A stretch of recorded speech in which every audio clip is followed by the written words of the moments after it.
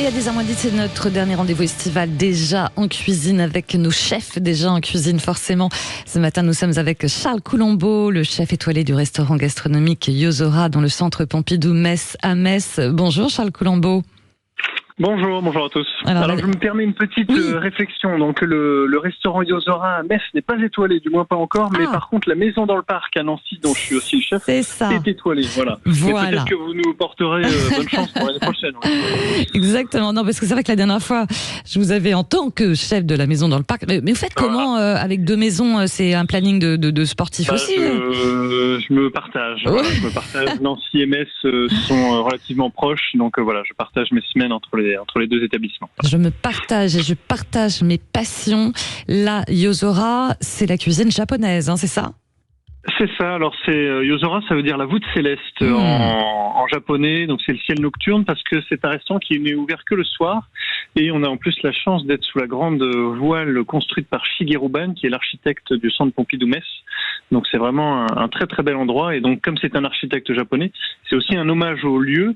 Et j'ai eu la chance de travailler au Japon et j'y retourne fréquemment. Donc voilà, c'est un petit clin d'œil aussi de ce côté-là. Ouais, forcément le Japon, j'ai vu aussi la Thaïlande, l'Asie, grand voyageur. Hein, Voilà, c'est les voyages qui forment la jeunesse. Et le cuisinier, le chef. Très curieux. J'adore découvrir un nouveau pays aussi à travers sa gastronomie, que ce soit la street food ou les tables un peu plus remarquables. Donc voilà, je trouve que c'est toujours un très bon moyen de comprendre aussi la culture, une société aussi, comment les gens mangent et consomment. Donc voilà, c'est vraiment c'est ce qui m'anime et c'est ce qui me plaît dans mon métier. D'accord. Alors dites-moi aujourd'hui, Charles Coulombeau, pour les auditeurs tristes qui nous écoutent, quelle idée de recette vous pouvez leur proposer alors?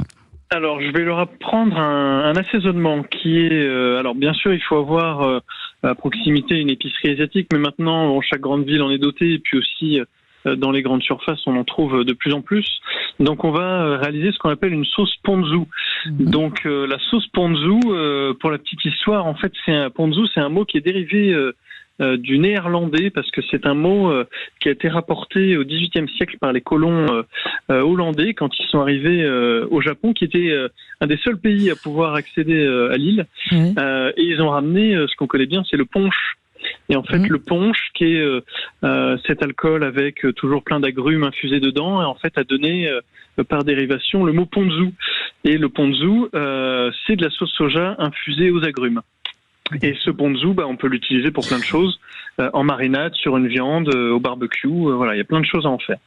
Donc c'est une recette très simple, donc il faut se doter d'un peu de sauce soja, donc on peut prendre 150 ml de sauce soja, la sauce Kikkoman qu'on trouve au supermarché. Dedans, on va mettre un petit peu de jus de yuzu, donc le yuzu c'est un agrume aussi beaucoup utilisé en Asie. Si on n'a pas de jus de yuzu, on va mettre un peu de citron vert, de l'orange. Nous, ce qu'on fait ici, on met... pour 1 litre de sauce soja, on met un agrume de chaque qui nous est disponible, c'est-à-dire on va mettre un pamplemousse, un citron jaune, un citron vert, qu'on va couper en deux, on garde le zeste, on le met infusé dedans. Dedans, on va mettre également un peu de mirin. Donc le mirin, c'est un vin de riz un peu sucré. Ce serait l'équivalent dans notre cuisine à nous du vin moelleux qu'on peut utiliser des fois pour faire des sauces au poisson. Donc là, on a nos 150 ml de sauce soja, 50 ml de jus d'agrumes et quelques agrumes entiers infusés dedans, 50 ml de mirin et on va mettre 50 ml de vinaigre de riz. Donc le vinaigre de riz, ça se trouve aussi beaucoup en grande surface. Si on a à la maison les anciens ou moins anciens, je pense à ma mère par exemple, ça lui fera pas plaisir si je la qualifie d'ancienne, mais qui fait chaque année ses petits vinaigres avec les herbes du jardin. Là par exemple, on peut mettre 50 ml de vinaigre de vin rouge ou de vinaigre d'estragon, des choses comme ça. Donc là, on a déjà cette base qui est très parfumée. Le plus longtemps on l'infuse, le meilleur ce sera. Il n'y a aucun risque que ça sature en amertume ou en quoi que ce soit avec les agrumes. Donc on peut le faire une semaine avant sa préparation et puis ça se garde des mois, des années. Et ce qu'on va mettre dedans, qui là est vraiment un tribut, qui est vraiment un clin d'œil à toutes ces saveurs japonaises, on va mettre dedans une poignée de katsubushi. Le katsubushi, c'est ce qu'on appelle aussi la bonite séchée, et ça se trouve en grande surface. Alors c'est un mot qui fait un peu peur, mais ça ressemble à des petits copeaux très fins, très volatiles de poissons séchés. On va en mettre une poignée dedans, et ce que ça va apporter l'umami. Et l'umami, c'est la 5e saveur de base, aux côtés du sucré, de l'acide de la mer et du salé. Et en fait, l'umami en japonais, ça veut dire savoureux ou même délicieux. Et c'est issu donc d'un acide aminé qu'on appelle le glutamate. Et pour comprendre ce qu'est l'umami, parce que dans notre culture, à nous, occidentale, on n'a pas toujours de référence, mais l'umami, c'est vraiment une sensation de rondeur, de profondeur, un peu protéinée.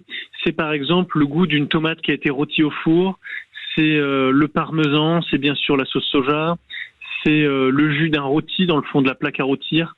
Un rôti de bœuf, par exemple, quand on sauce le jus qui est un peu chargé de sang, un peu de fer, un petit peu de beurre noisette, etc. C'est tout ça l'umami. Ouais. Désolé. De rajouter ça dedans, ça va vraiment, vraiment parfumer. Et on arrête là et la recette est complète. Et on peut s'en servir pour plein de choses. Voilà. On vous aurait écouté encore bien longtemps, Charles Colombo, mais on arrive à la fin. Merci beaucoup, en tout cas, pour ce joli voyage gastronomique. Yozora, dans le centre Pompidou, Metz. Merci, à bientôt.